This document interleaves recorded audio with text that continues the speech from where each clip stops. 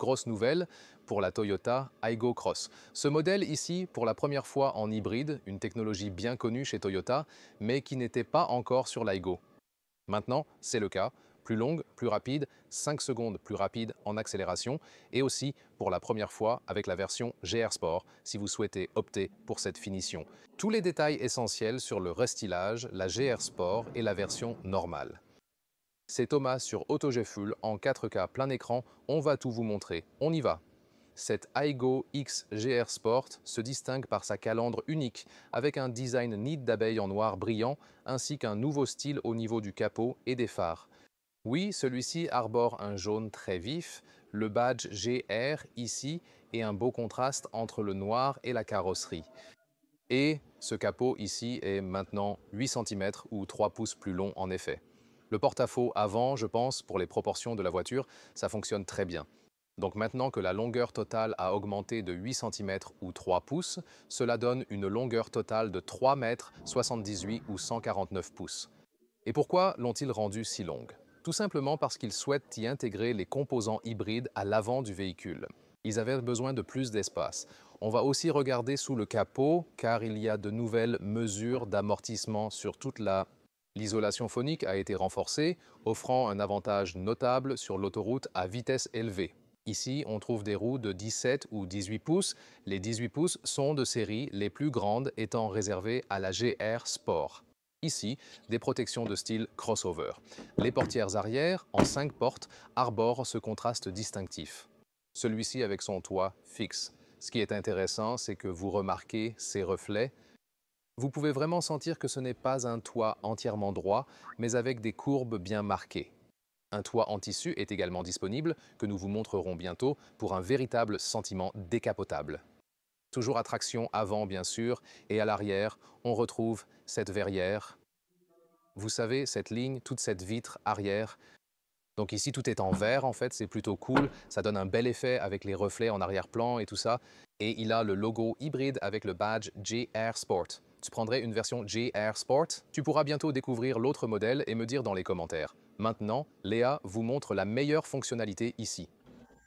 Car lorsqu'il est équipé de la capote souple, voilà, c'est un mécanisme de pliage très intéressant. Regarde ça. Et ensuite, nous avons cette configuration complète. Alors, et nous pouvons le refermer. C'est vraiment intéressant de voir comment ça se plie, n'est-ce pas? Alors ensuite, 2 pas et à l'avant, le bouclier se baisse à nouveau. Le GR Sport bénéficie donc d'une suspension plus rigide et d'une direction plus ferme. Et vous pouvez voir ici ces éléments d'isolation supplémentaires sous le capot, par exemple. Il y a également plus d'isolation sous le plancher de la voiture ainsi que sous le tableau de bord. Les versions haut de gamme auront aussi des vitres plus épaisses, comme cette GR Sport. Celui-ci est le modèle hybride 3 cylindres de 1,5 litres 116 chevaux. Son accélération passe désormais sous les 10 secondes, de 0 à 100 km/h. Et avant cela, la version non hybride, avant le restylage, avait besoin de 5 secondes et demie de plus pour ça. Ce sera donc un gain notable en termes d'accélération et de puissance, mais en plus, cette version hybride sera aussi plus économe en carburant. Passons à l'intérieur. D'abord, les bruits des portes sont assez bons. Et curieusement, ces bruits de fermeture des portes sont meilleurs que ceux de certains Toyota plus chers, pour une raison quelconque. Ensuite, à l'intérieur, on peut constater que la porte est en métal brut et tout le reste est en plastique dur ici. C'est clairement pour économiser le budget. Mais avec la finition GR Sport badge sur le volant.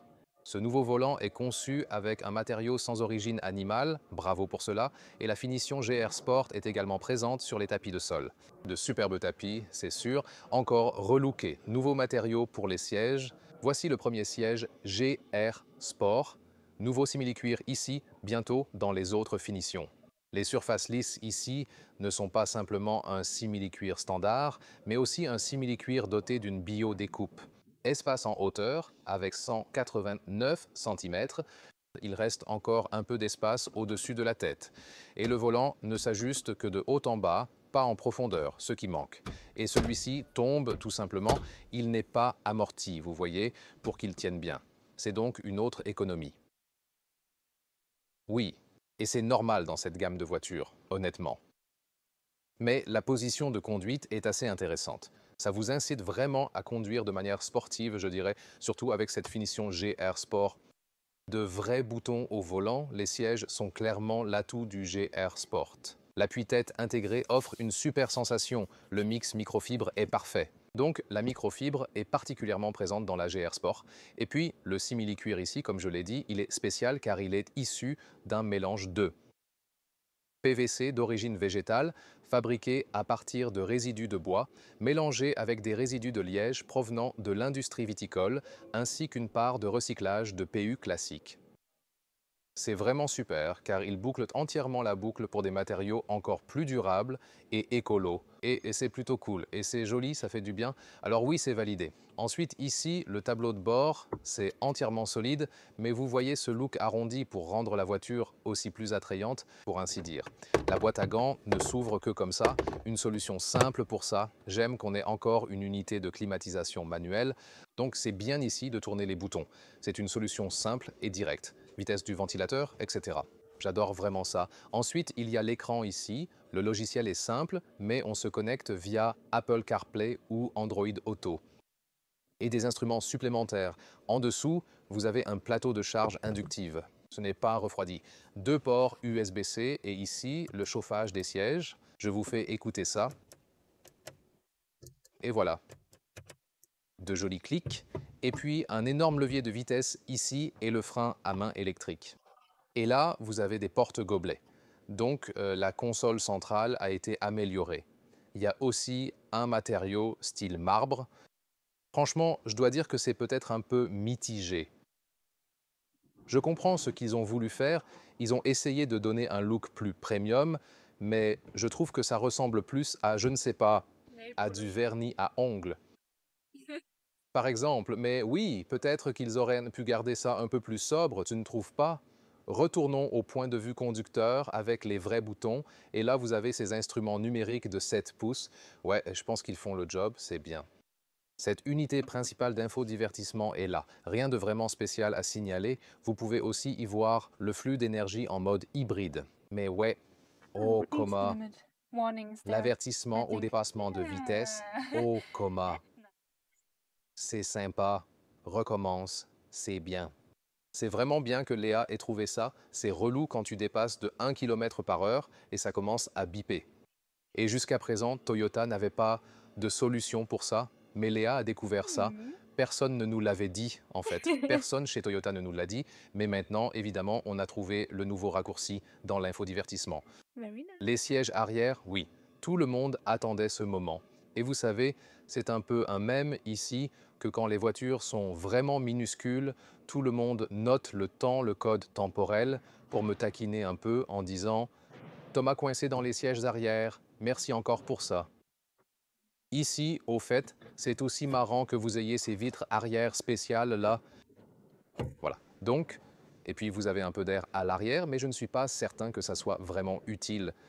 Voilà, tout est très économique, c'est clair, mais il y a aussi le nouveau tissu mélangé avec le simili-cuir pour les sièges arrière. Isofix pour les sièges enfants, c'est vraiment pratique. L'espace disponible ici, compte tenu de la longueur extérieure, est plutôt bien pensé.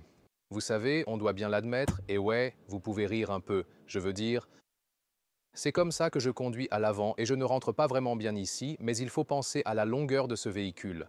Donc, l'utilisation de l'espace est quand même bonne, en termes d'espace pour la tête. Ouais, je pourrais peut-être me faufiler ici, mais c'est juste pour que vous compreniez les dimensions du véhicule.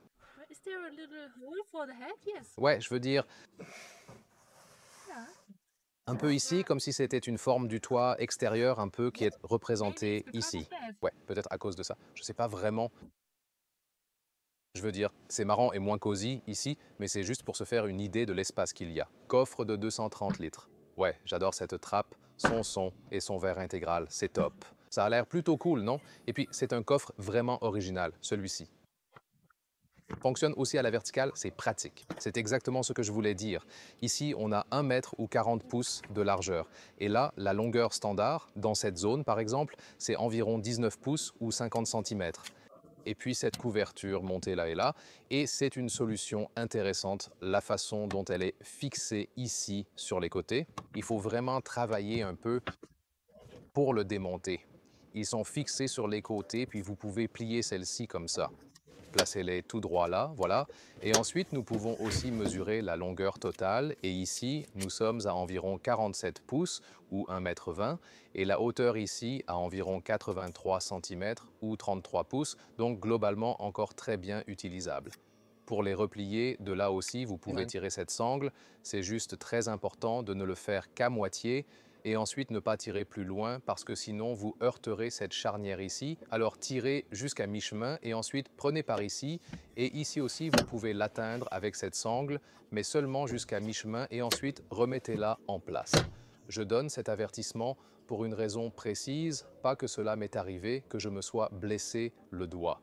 Et si vous vous demandez, oui, bien qu'ici il soit clairement écrit iGo X, il l'appelle iGo Cross, même si cela n'a aucun sens honnêtement, car le Yaris Cross a l'inscription Yaris Cross derrière, donc c'est un Yaris Cross. De même, la Corolla Cross a la même dénomination et on la prononce toujours comme Corolla Cross.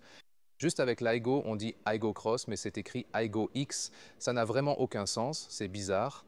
Ou qu'en penses-tu? Très intéressant et c'est de bonnes évolutions pour ce restylage. Oui, je préfère celui au toit en toile en amoureux des cabriolets. Au fait, le rayon de braquage est resté identique, même avec sa longueur accrue et son porte-à-faux avant plus imposant pour intégrer la technologie hybride.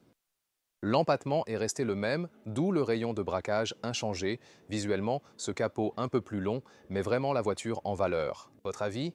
Mettez-le dans les commentaires en dessous et découvrez le Yaris Cross aussi, et pourquoi pas le nouveau RAV4 GR Sport.